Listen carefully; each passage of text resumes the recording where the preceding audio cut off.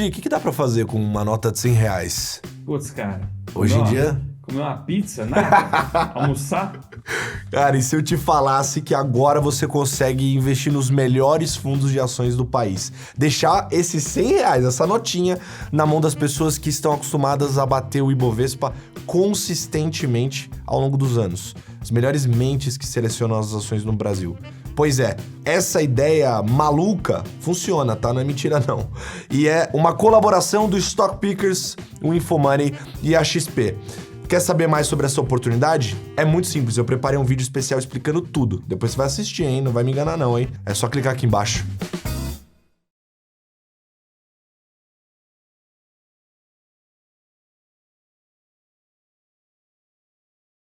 Uou! Tá começando mais um episódio do Macro Pickers. Esse programa que tem como objetivo desvendar, dissecar os mistérios macroeconômicos que podem impactar e vão impactar os mercados. E, bom, o assunto de hoje vai receber o toque especial porque a Raquel e sua lista de contatos diplomática extensa, né, solucionando questões globais e trazendo convidados para o macro também, enquanto isso, vai trazer hoje um convidado de uma empresa engraçada, porque eu nunca falei com ninguém de lá, mas eu cansei de ler relatório de lá. Exato, exatamente. Eles são quase Todo uma entidade. Dia. Assim, Eles são uma entidade. Uma entidade, exato. Eu acho. Uma capilaridade de relatórios inacreditável, a forma com a qual eles conseguem esmiuçar também de forma micro diversos temas macroeconômicos para a gente ter uma leitura mais granular também, impressionante. Beber um pouco dessa fonte no macro vai ser sensacional. Porém, como a alquimista do macro não sou eu, é a Raquel de Sá, eu vou deixar ela explicar um pouco melhor sobre a pauta do episódio de hoje. Então, Raquel, a gente vai falar exatamente do quê? Pois é, Cola. Então eu chamei aqui um grande esmiuçador aqui, né? Aquela verdadeira máquina que sim, que você põe a carne, ela sai do outro lado, assim. De mercado de trabalho, então de economia como um todo, né? Então, assim, a gente teve o resultado do PIB do segundo trimestre, que é legal que a gente vai tratar, economia Brasil, então é legal que a gente vai falar de Brasil aqui, a gente tem falado bastante de economia internacional, falamos de China, Estados Unidos, enfim, Europa, aqui a gente vai falar de Brasil, e mais especificamente, depois que a gente falar um pouco sobre o que está acontecendo do macro, mais macro, a gente vai falar de mercado de trabalho. E mercado de trabalho é engraçado, que eu comecei a reparar que a gente estava falando do mercado, a gente falava no mercado financeiro, a gente falava mais de mercado de trabalho americano do que mercado de trabalho brasileiro. É lógico que hoje o mercado de trabalho americano ele está, né, super sob os holofotes por conta, né, do impacto nos juros, né, na política de juros ali do Banco Central Americano, do Fed. Porém, o mercado de trabalho aqui no Brasil também é super importante para a gente, também mexe na política monetária do nosso Banco Central aqui, e a gente costuma falar menos.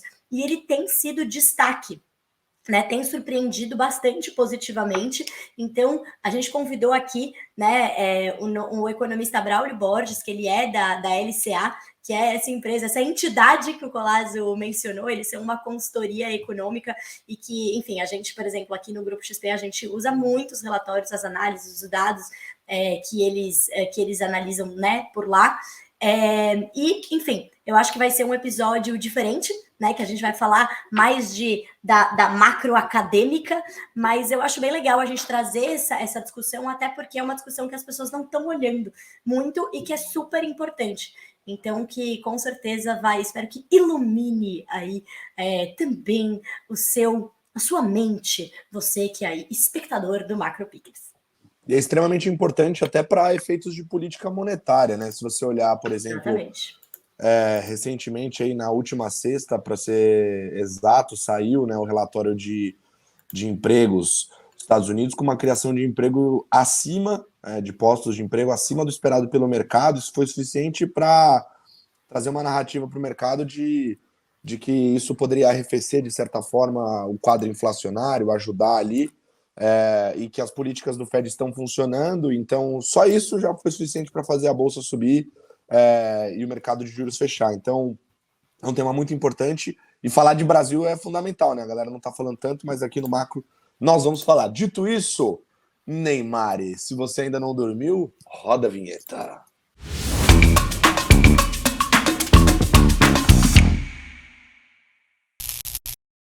Muito bem, muito bem. Braulio Borges, seja muito bem-vindo ao Macro Pickers. E como de praxe aqui, quem é você no mercado em 30 segundos? Bem, oi Lucas, oi Raquel. Eu sou economista sênior lá da área de macroeconomia da LCA desde 2004, né, já há bastante tempo, né, trabalhando com utilidade, fiscal, setor externo, um pouco de tudo, né, e também sou pesquisador do IBRE, né, desde 2015, né, publico bastante lá no blog do IBRE, algumas coisas até que não saem pela LCA, saem no blog do IBRE. Então, para resumir, é isso, né. Muito bom, muito bom. Vamos Excelente. receber... Parece pouco, né? Parece pouco, né? Só pesquisador ali de um dos maiores, né, institutos de pesquisa do Brasil de economia.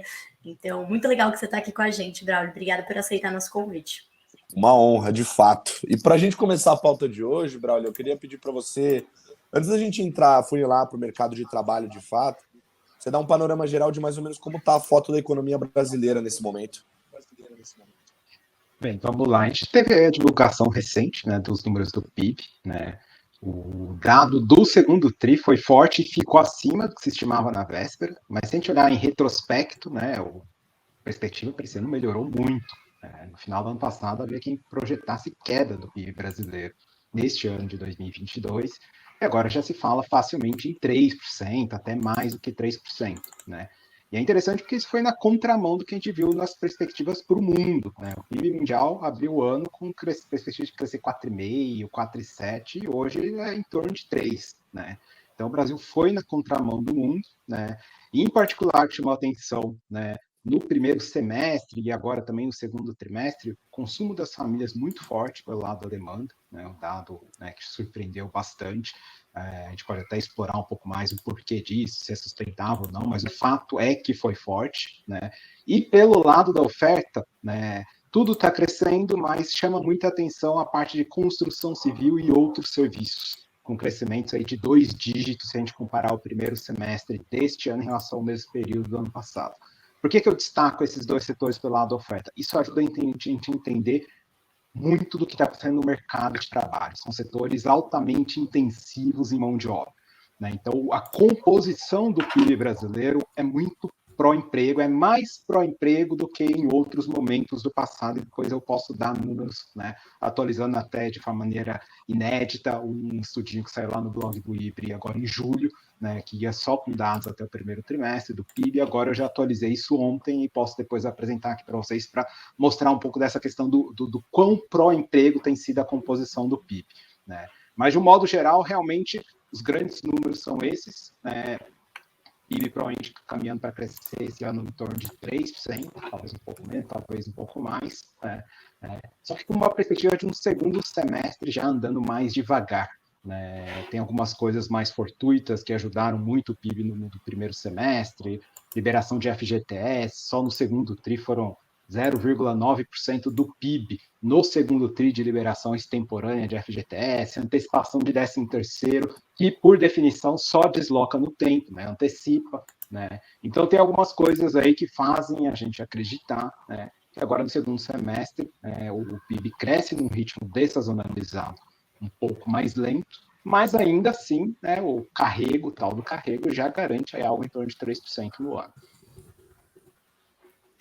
Perfeito. Eu acho que a minha pergunta, né, na sequência dessa era justamente se você tinha visto, né, assim, você falou bastante do consumo, né, da antecipação do 13º, dos saques emergenciais, etc.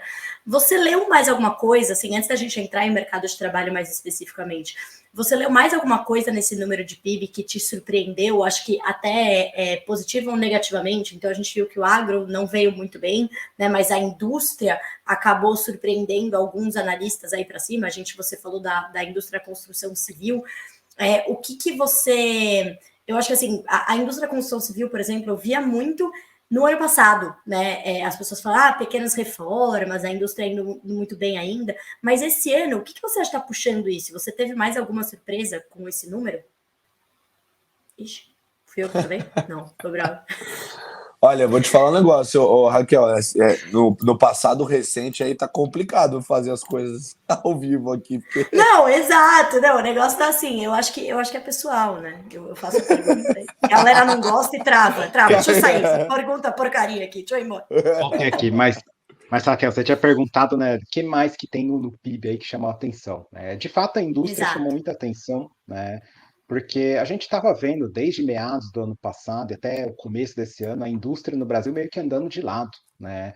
E aí tinha a ver com a falta de suprimento, de insumo mesmo para produzir em vários setores. Não é porque não tinha demanda, a gente via fila para comprar carro novo, né? Inclusive isso levando a pressão inflacionária e por aí vai. Só que a história dos gargalos globais, né, de logística, de suprimento, né, e até de mão de obra em alguns lugares, né, isso estava realmente limitando muito, né, o dinamismo da produção industrial, da indústria de transformação aqui dentro. Conforme a gente foi vendo esses gargalos sendo aliviados, e isso é relativamente recente, 3, 4 meses, né, isso obviamente permitiu que a indústria andasse um pouco mais rápido.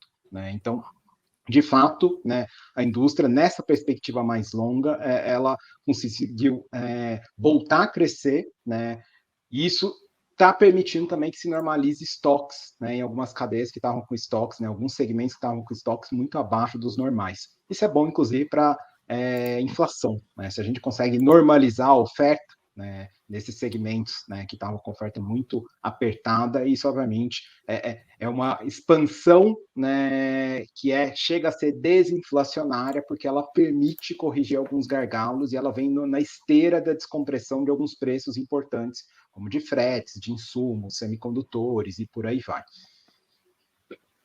perfeito. Assim, Agora, falando em economês, né, a gente poderia até dizer que, assim como todos esses gargalos, né, estão aí assolando a economia mundial desde o final de 2020, mas principalmente ao longo de 2021, assim como a gente pode chamar tudo isso de choque de oferta desfavorável, que é aquilo que, ao mesmo tempo que limita a atividade, aumenta a inflação, né, a gente pode chamar esse movimento reverso ou de descompressão, né, ou normalização, ou um choque de oferta favorável. Verdade. Né, porque Perfeito. ele permite que a gente expanda a atividade e, ao mesmo tempo, gere descompressão, em alguns casos até deflação, né, em alguns itens específicos. Perfeito. A gente segue aqui, né, um indicador que o Fed começou, o Fed de Chicago, né, acho que se não me engano, que começou a levar o da Filadélfia. Nova York. Não lembro. Nova York, Nova York. Tem tanto Fed lá que, né, como se a gente tivesse vários BCs aqui, né? Então, que eles têm esse indicador e é bem interessante, porque ele atingiu um pico, né, um pico histórico, que é o indicador que mostra, aqui falando para a nossa audiência, né, um indicador que mostra realmente, tenta metrificar esses gargalos, né, de medir, né, o tamanho dos gargalos de produção nas cadeias globais. E aí ele deu um spike enorme, como era de se esperar, né, ao longo da pandemia, no último ano, e agora começou a cair já bastante. Eu lembro que a gente teve até um episódio aqui, né, que a gente falou só sobre isso, sobre esses gargalos, e é super interessante como é quase que a gente não pensava sobre isso, né, antes. Então, quando tudo tá indo bem, você não pensa que pode ser que um navio demore lá na China, né? Você não fica acompanhando esses dados no detalhe, mas quando eles trazem problema, obviamente, né? Então, agora é um choque positivo, né? A gente está revertendo um problema que estava atrapalhando bastante a produção industrial do mundo. Sim. Perfeito. Boa, perfeito. Agora, puxando um pouquinho para o mercado de trabalho, a gente viu ali o número de desemprego caindo nos últimos meses, né? A gente viu tanto o Caged quanto o Penad mostrando números que são bons, né? Assim, em termos de relativo, porque parece que a foto não mudou muito do pré-pandemia, tanto percentual de formais, informais, enfim.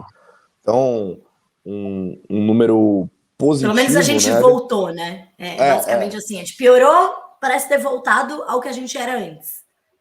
Exato. E aí eu queria entender se esses números eles são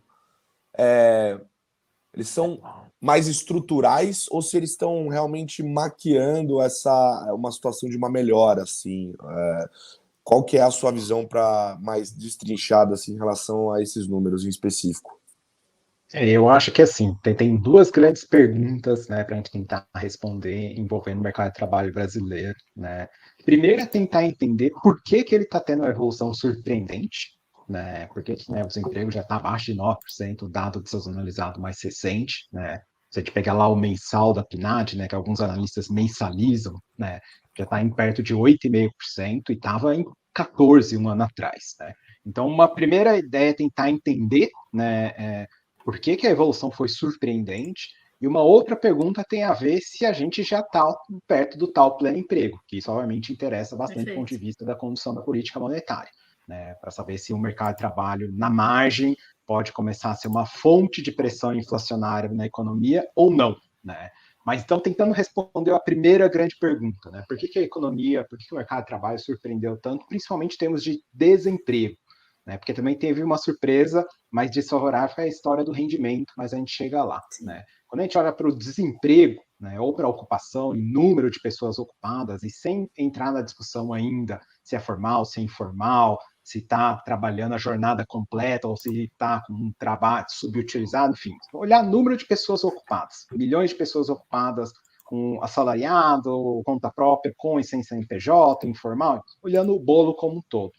De fato, hoje a gente já tem um número de ocupação perto de 98 milhões, que é 3 milhões acima do pré-pandemia. Né? É isso que está, né, gerando a taxa de desemprego hoje em torno de 9%, quando antes da pandemia era de 11%. Né? E há um ano atrás estava em 14%. Né? Então, assim, realmente é uma evolução surpreendente, né? E num texto que eu publiquei lá no blog do IBRE, em começo de julho, né, eu fiz uma análise para tentar entender um pouco isso, né, e agora eu trago em primeira mão para vocês uma atualização dessa análise, já levando em consideração o PIB que saiu aí, né, nos últimos dias, né, que eu tentei olhar o seguinte, será que é a composição do PIB, né, que está sendo mais pró-emprego do que em outros momentos do Perfeito. passado? Né? E de fato é. Né? Então, só para dar alguns números, né? No primeiro semestre desse ano, eu já mencionei isso antes, mas não custa reiterar, o PIB brasileiro cresceu 2,5% em relação ao mesmo semestre de 2021. Né? Construção civil cresceu quase 10%, né? E outros serviços cresceram 13%. Né? Esses dois segmentos juntos, embora eles representem algo como 25% do PIB em termos de valor adicionado, lá quando o IBGE faz a Construção conta, civil e enfim. outros serviços, né? Quando você olha Isso. especificamente.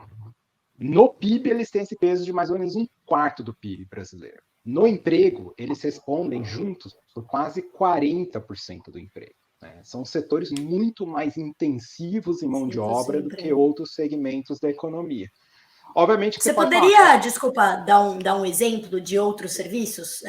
O que entra em outros serviços?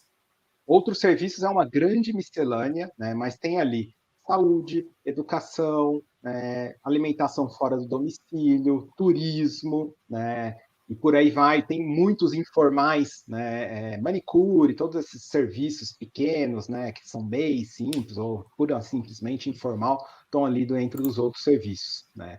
Então, esses dois segmentos, né, responder por 25% do PIB na conta do IBGE, do valor adicionado, mas no emprego, em termos de ocupação, de número de pessoas ocupadas, é quase 40%.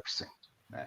Então, se esse segmento, se o PIB desses segmentos cresce muito acima da economia como um todo, né, isso ajuda a gerar uma queda maior da taxa de desemprego do que em outras situações em que o crescimento do PIB total era o mesmo, mas com uma composição setorial muito diferente. Né? Então, de fato, a composição, né, do crescimento do PIB brasileiro tem sido muito pró-emprego. Agora, entra um lado que não é muito bom dessa história.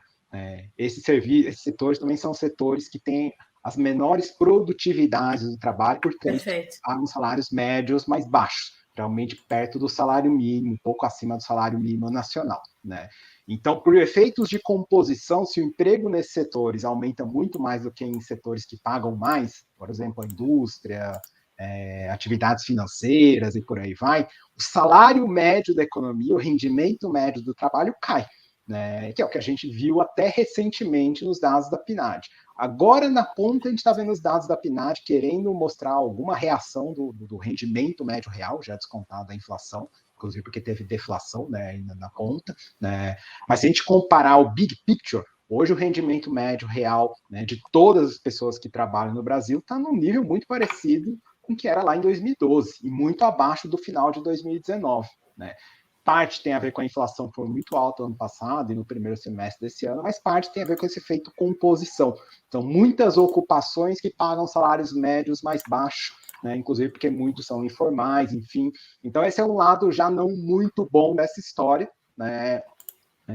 Mas, obviamente, né, em termos de massa, que é população versus rendimento, a gente está vendo um crescimento da massa razoável que está permitindo o consumo das famílias crescer bem, como a gente comentou no começo da nossa conversa.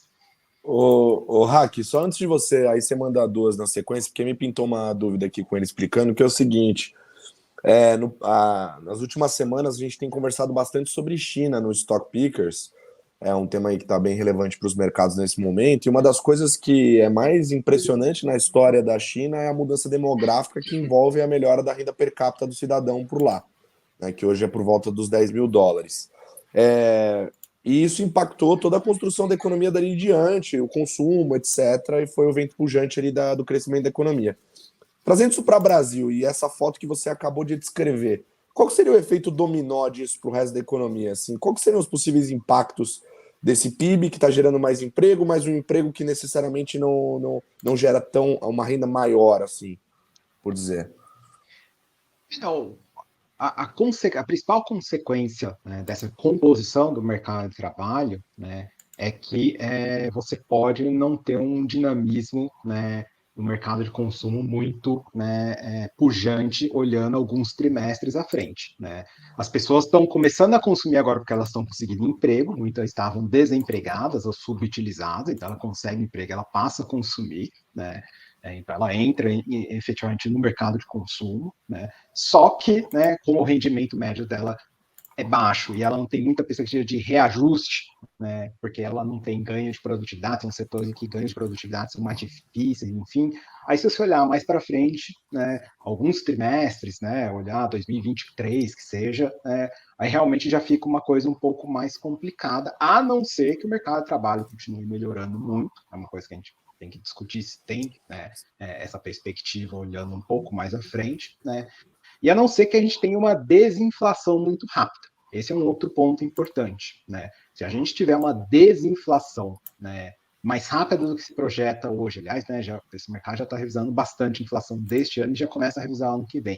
A desinflação pode dar algum fôlego, ó, que não é eterno, é só quando tem o delta, né, de patamar de inflação, né, sair de 6, né, já chegou a ser 9, a projeção de inflação esse ano, mas já está perto de 6, sair de 6 para, digamos, 5 ou 4 no ano que vem, esse delta de desinflação, isso ajuda na recomposição do poder de compra, né? Principalmente considerando que o mercado de trabalho brasileiro funciona com uma lógica de reajuste muito backward-looking, né? Que você dá a inflação passada, né, nos contratos, nos dissídios, mesmo via salário mínimo, né? E aí depois o assalariado, o trabalhador, né, vai sentir a inflação dali para frente. Se essa inflação dali para frente é menor do que aquela que reajustou o salário dele, ele tem um ganho de poder de compra nessa transição, né? Então, a desinflação pode, né, caso se concretize, né, e quanto maior ela for, ela pode comprar algum tempo, né, para esse bom momento, né, do mercado de trabalho, talvez não tanto mais em termos de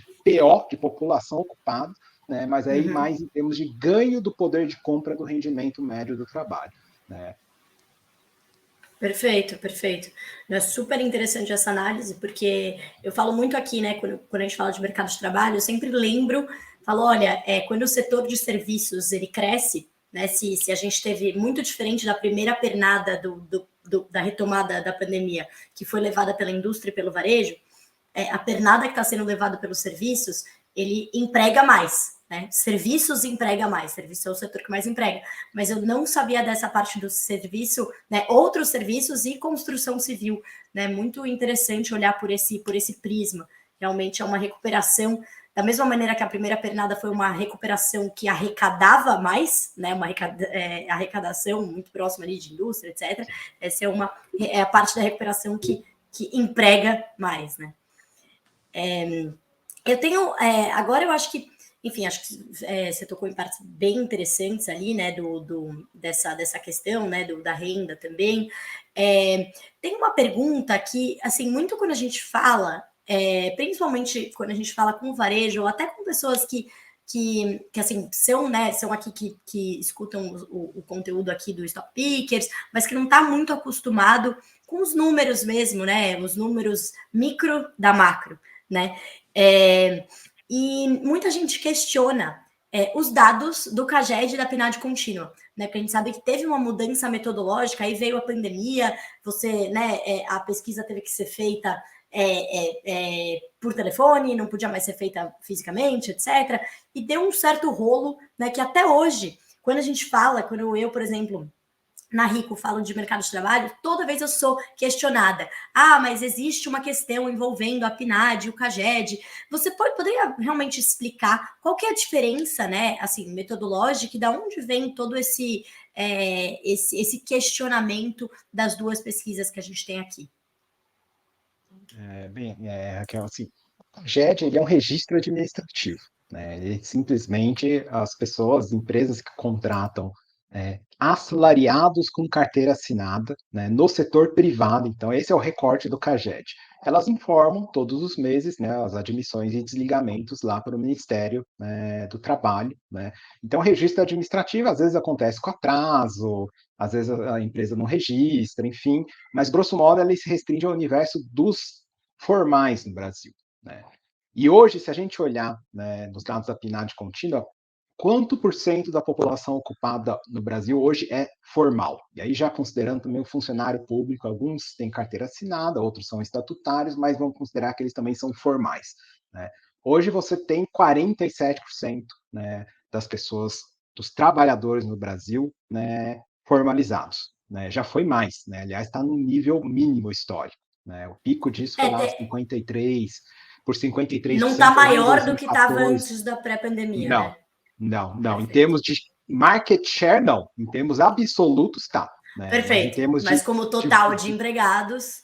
Isso. Então, assim, quando a gente olha para o CAGED, grosso modo, a gente está olhando, então, para metade do mercado de trabalho brasileiro.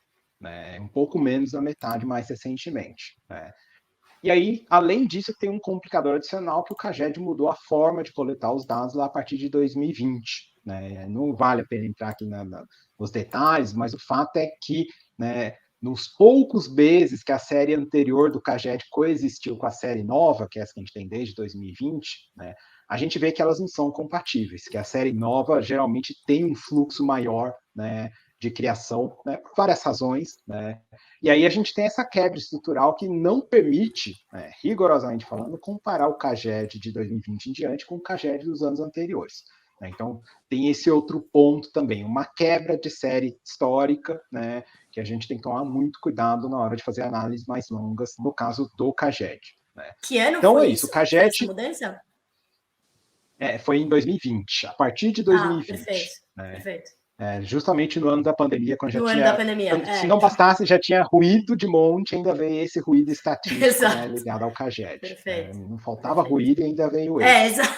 Exato. Agora, quando a gente olha a PNAD contínua já está tentando captar o mercado de trabalho brasileiro como um todo. Né? Não só o formal, com carteira assinada, mas o informal, né, o empregador, né, o empregador com e sem CNPJ, o conta própria, que é o com CNPJ, que é o profissional liberal, ou conta própria sem CNPJ, que muitas vezes é o empreendedor por necessidade. Né? Então, a PNAD contínua, ela capta um universo bastante abrangente do mercado de trabalho, só que ela também tem seus problemas, ela é amostral, né? Ela não é um registro administrativo.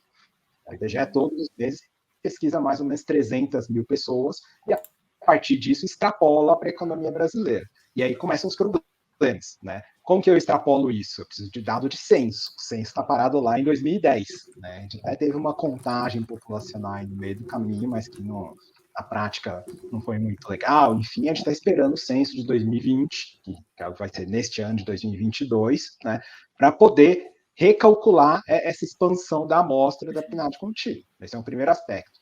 Um outro aspecto da PNAD contínua é que, de fato, como você já antecipou, no ano da pandemia, em 2020, os recenseadores do IBGE tiveram muita dificuldade, né, de pesquisar isso, né, e aí foi por telefone, e aí a coleta, né, ficou atrapalhada, enfim, tanto é que o IBGE, no final do ano passado, foi obrigado a estimar toda a série da PNAD contínua desde 2012, que é o ano inicial dela, para corrigir uns problemas, algumas distorções, algumas esquisitices, para falar bem a verdade, que aconteceram lá nos dados da PNAD 2020 e 2021, antes dessa revisão.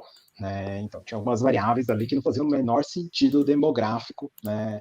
Mas que a PNAD contínua estava mostrando. Então, a PNAD contínua é mais abrangente, mas ela é amostral e ainda teve esse problema da coleta na pandemia. E aí é nesse contexto todo que a gente, às vezes, fica meio sem saber o que avaliar do mercado de trabalho brasileiro. Eu diria que hoje, né, já, né, com 2020 cada vez mais distante, a gente já está vendo essas séries conversarem mais, a gente já está ciente desses problemas, muitos desses problemas já foram corrigidos, né? Então, hoje eu sinto muito mais confiança em olhar para esses indicadores de mercado de trabalho, seja CAGED, seja PNAD, entendendo as diferenças deles, né? Mas hoje eles conversam entre si, né? E eu me sinto muito mais tranquilo de fazer as análises olhando para eles do que sentia lá em 2020 e 2021, quando a gente via todas essas esquisitices e ficava muito desconfiado em relação a algumas coisas.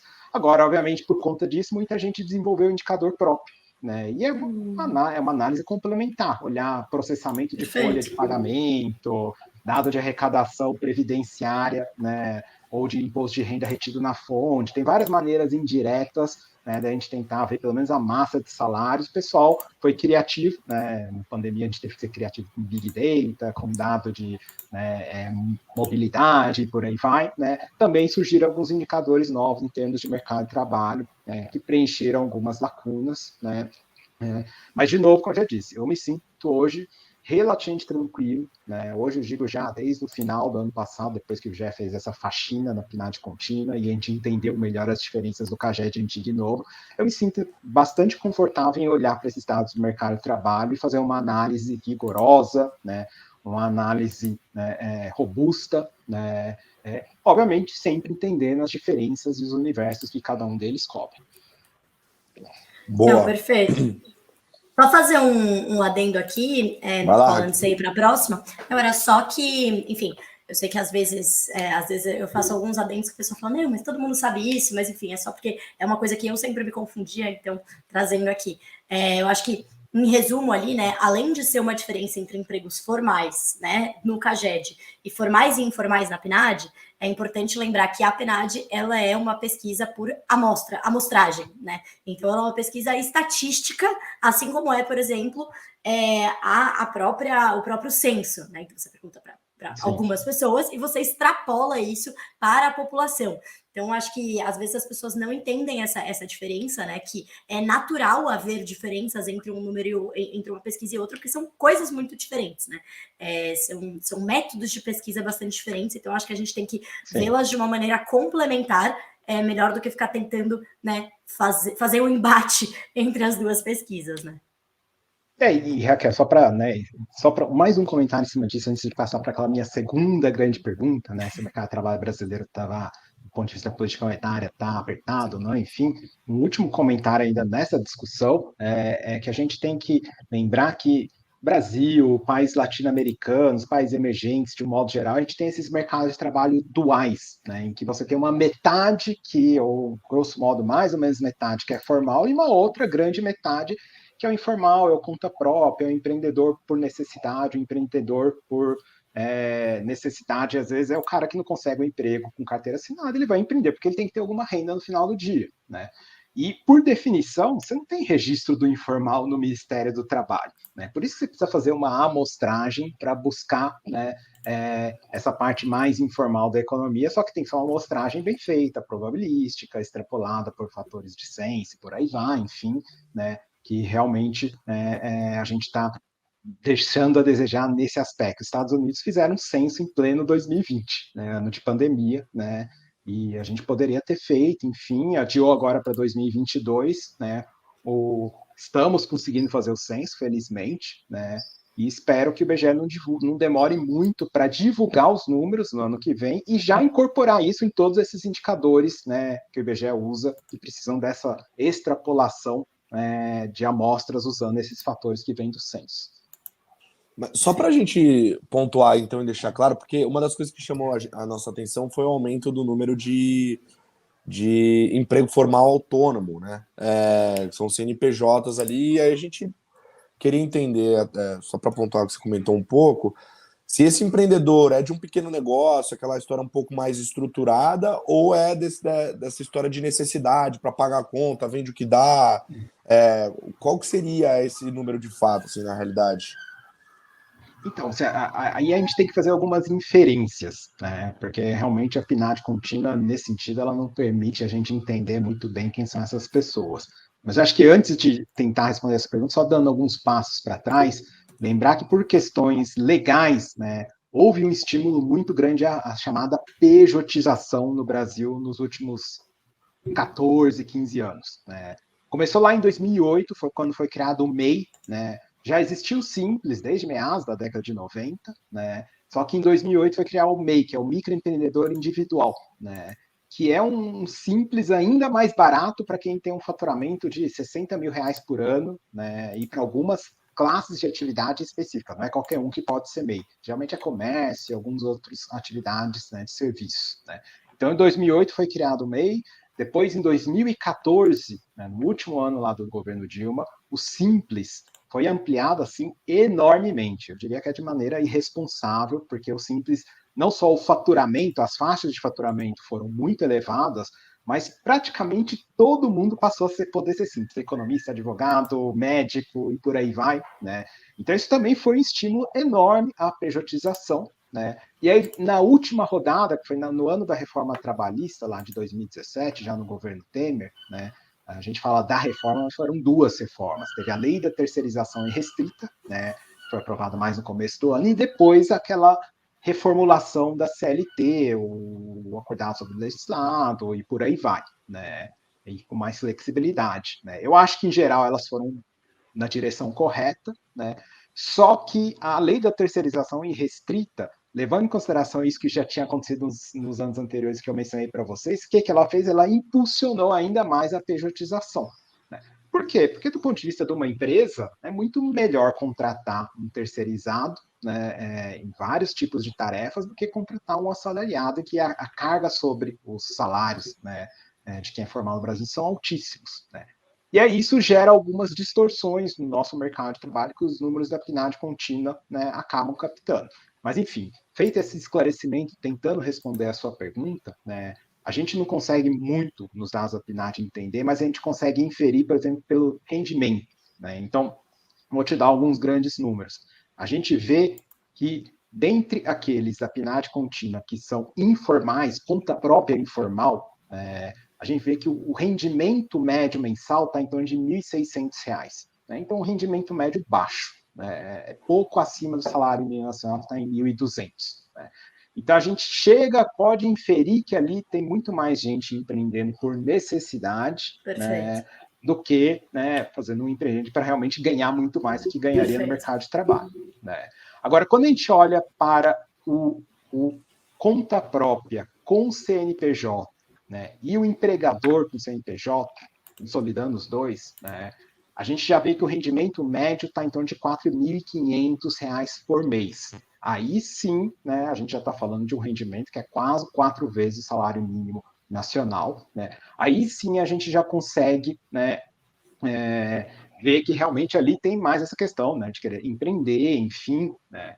E aí vamos ver um pouco os market shares disso em termos do mercado de trabalho brasileiro. Então, como eu disse antes, hoje a fotografia é mais recente. A gente tem, dos 98 milhões de pessoas ocupadas hoje no Brasil, mais ou menos 47%, pouco menos da metade, são os formais, carteira assinada no setor público, privado, estatutário, né, são esses que têm estabilidade, vamos dizer assim. Né. Do restante, os 53%, mais ou menos a gente tem uns 15% que são os conta própria empregadores com CNPJ, né? E o restante, 37%, não sei se está somando 100, mas a ordem de grandeza é essa, que são os informais. Né? Então, a informalidade no Brasil está em torno de 37%. Né? É muito alto, como eu disse, é um rendimento médio baixo, né? Em torno de R$ 1.600 por mês. Né? Então, ali a gente infere que essas pessoas estão na informalidade porque não conseguem se inserir no mercado formal, né? Seja porque não tem qualificação, seja porque o mercado de trabalho não absorve aquele tipo de mão de obra, enfim, embora agora a construção civil e os outros serviços bombando, né, tenha absorvido muito, né, desse público que não tem tanta qualificação, né, mas que a pessoa, no final das contas, precisa trabalhar, né, ela precisa, né, ter algum rendimento. E aí, só um último comentário ainda também com relação a isso, tem uma discussão grande também sobre um eventual efeito de desestímulo, né, que a rede de seguridade social pode dar para as pessoas, né, ou trabalharem ou empreenderem, né. Tem uma preocupação, essa preocupação é pertinente, né, embora ela dependa, grosso modo, de qual é a distância do valor do benefício que você vai dar no Auxílio Brasil em relação ao salário médio da economia. Né? Perfeito. Então, por exemplo, no auxílio, no Bolsa Família, o benefício médio era de R$180. Isso é muito baixo perto do salário médio da economia, que está em torno de R$2.000. Ali, claramente, os estudos mostravam que não tinha efeito desestímulo nenhum. Né? Com o Auxílio Brasil a 400 e 600, essa distância vai diminuindo. Né? R$600 já é mais ou menos, né, um quarto, né, do salário médio da economia, metade do salário mínimo. Então, pode ser que aí você tenha algum desestímulo adicional em termos de oferta de mão de obra, e isso, obviamente, se a oferta cai e a demanda está forte, o desemprego pode cair, isso pressionar a inflação. Perfeito. Né? Então, a ver, né, a gente ainda não sabe, né, se esse aumento para R$600, se ele vai ter algum efeito relevante, né, em termos de reduzir a oferta de mão de obra. Eu acho que não. Né? A minha impressão é que os R$600 ainda é um valor, né, metade do salário mínimo, um quarto do salário médio da economia, ainda não tem um efeito tão grande de desestimular a oferta. Agora, se a gente vier falar de renda mínima, né, alguns candidatos falam de renda mínima de 1.000, 1.500, enfim, aí, obviamente, essa coisa do desestímulo entra com força. Perfeito.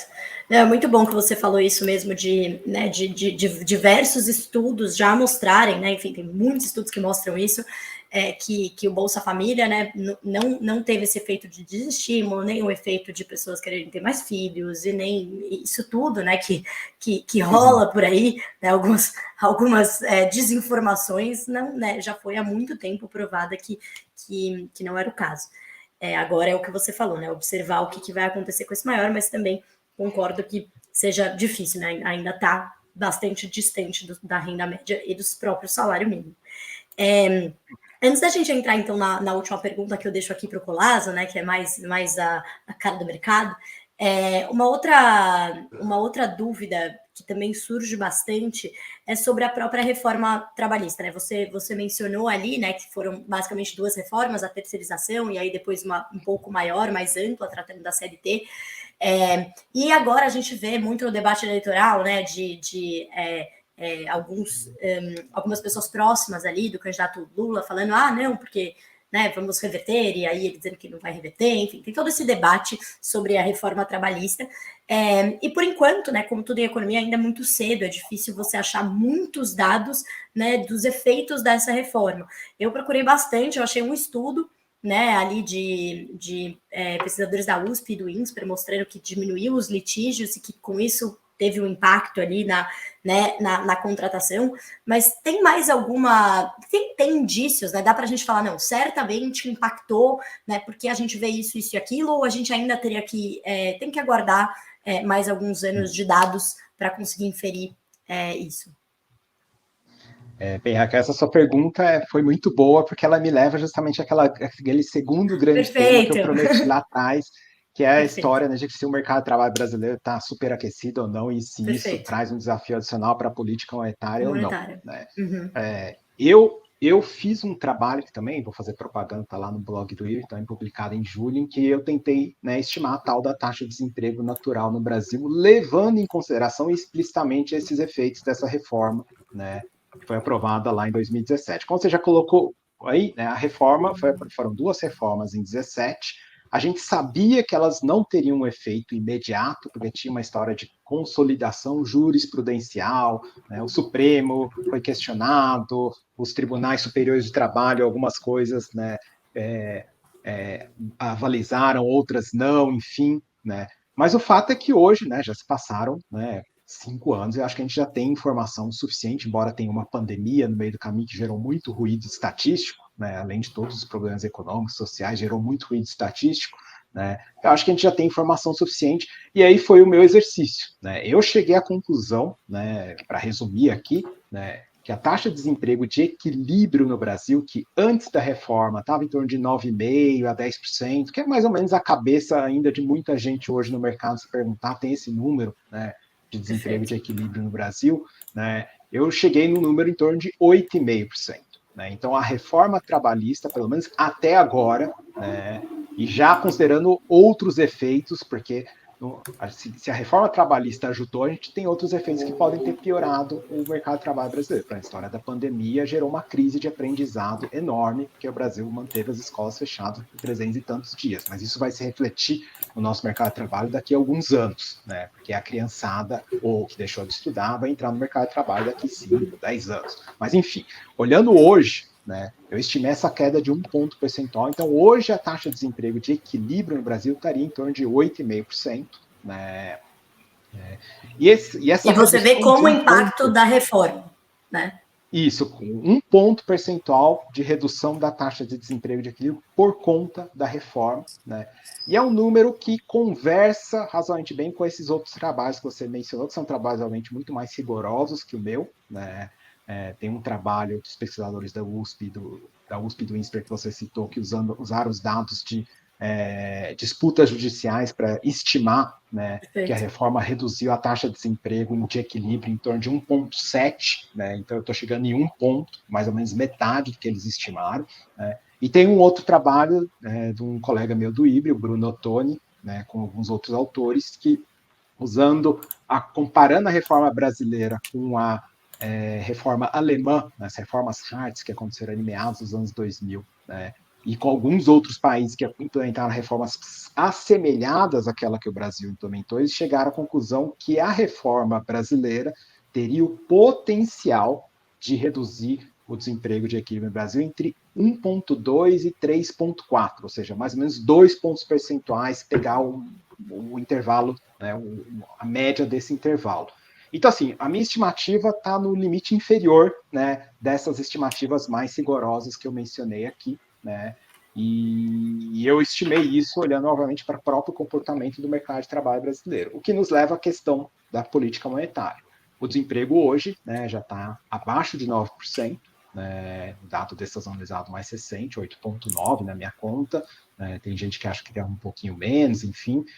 Ou seja, é fato que a economia brasileira está se aproximando daquilo que do pleno emprego. Pleno emprego, né?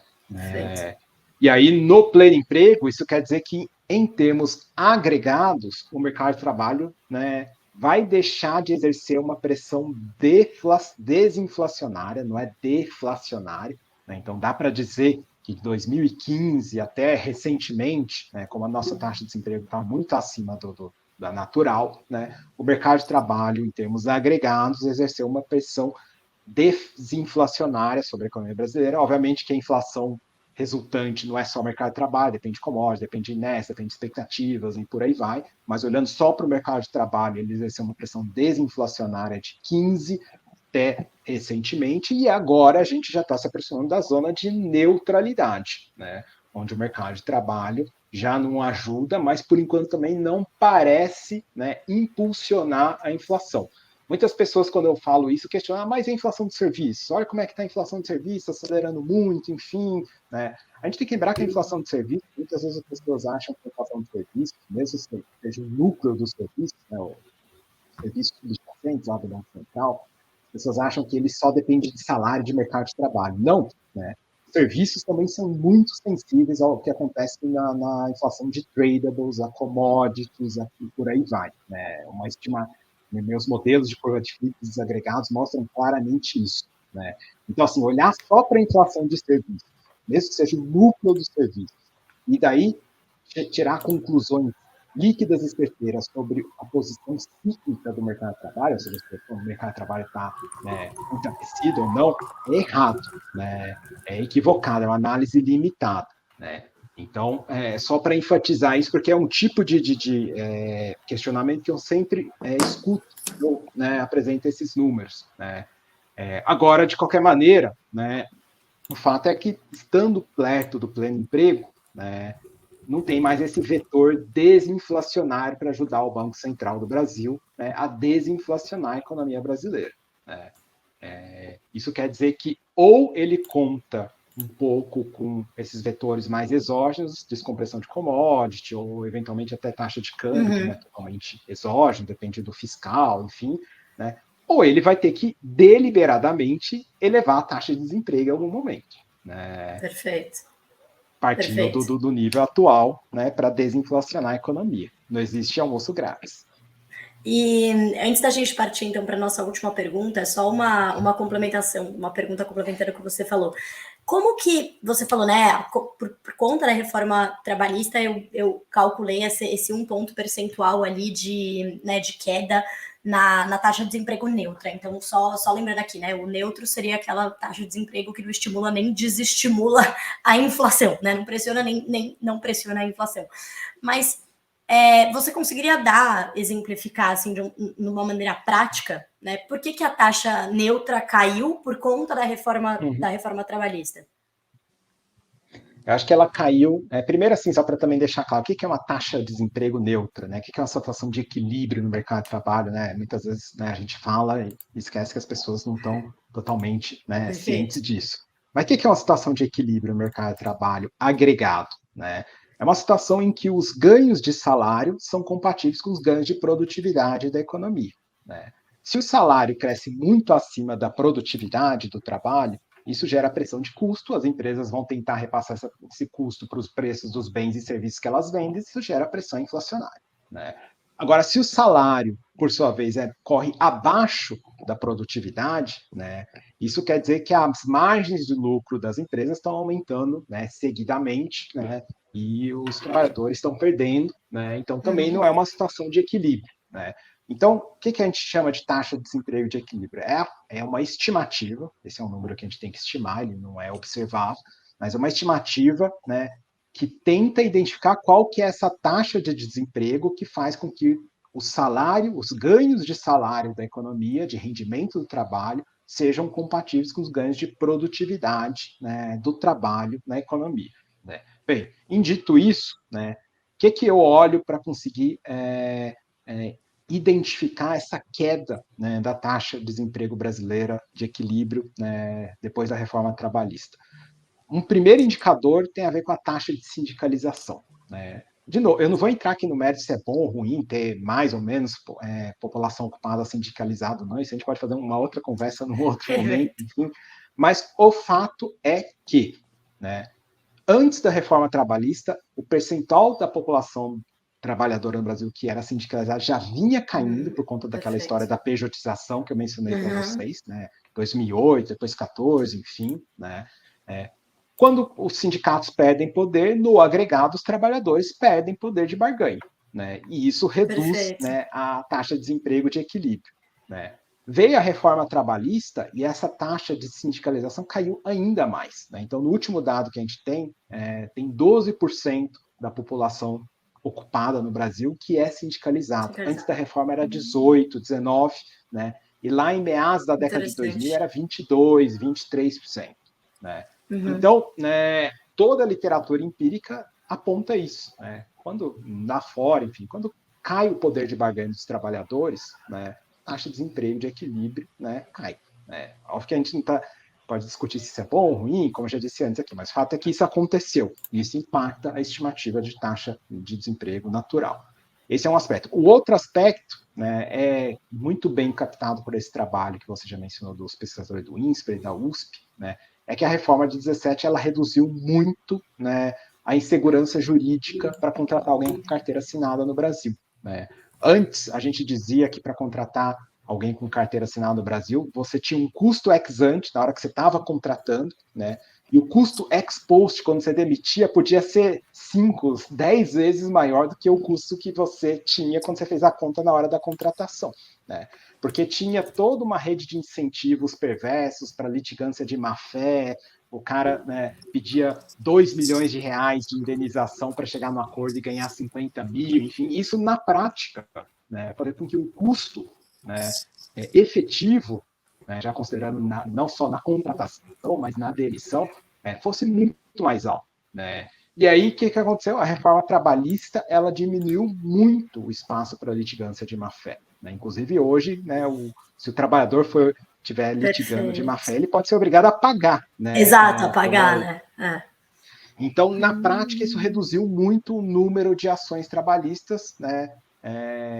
Que, por sua vez, reduz os custos de transação da economia e do mercado de trabalho em particular, e acaba levando a uma queda da taxa de desemprego, né, de equilíbrio. Isso para resumir bem, né? Tem outros mecanismos aí por detrás, né?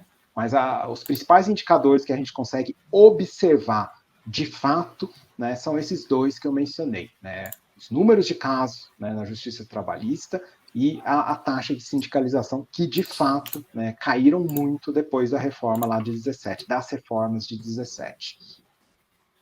Perfeito. Muito bom. Estamos caminhando aqui por um aspecto. Tem um outro aspecto só para concluir aqui, né? Mas claro. A própria composição do mercado de trabalho brasileiro também mudou no sentido de reduzir a taxa natural, né?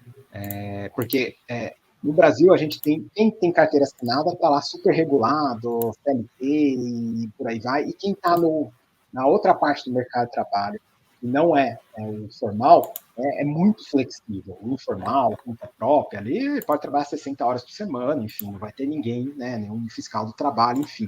Então, dado esse nosso mercado de trabalho dual, né, típico de uma economia latino-americana, né, quanto mais market share ganha o mercado flexível, né, que é isso que não é o formal, né, menor a taxa de desemprego de equilíbrio. E como eu disse aí ao longo dessa nossa conversa de hoje o market share, né, dos formais, né, de 47% das 98 milhões de pessoas ocupadas, está no mínimo histórico.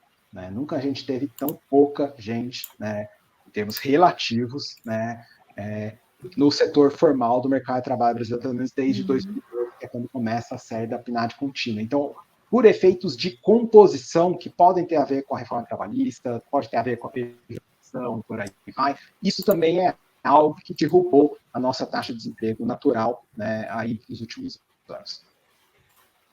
Perfeito. Muito bom. Excelente. Bom, a gente teve uma aula bem completa aqui, mas para a gente fechar com chave de ouro, vou pedir para você fazer um comentário breve aqui para a gente, Braulio, que é o seguinte, você explicou muito bem ali, você até antecipou um pouco da resposta, né? Você falou um pouco dessa situação do emprego mais apertado no Brasil e como ele acaba interferindo na visão de política monetária do Banco Central, né? Que, naturalmente, ele ou conta com forças exógenas ou ele vai ter que agir, né? Para controlar melhor essa situação.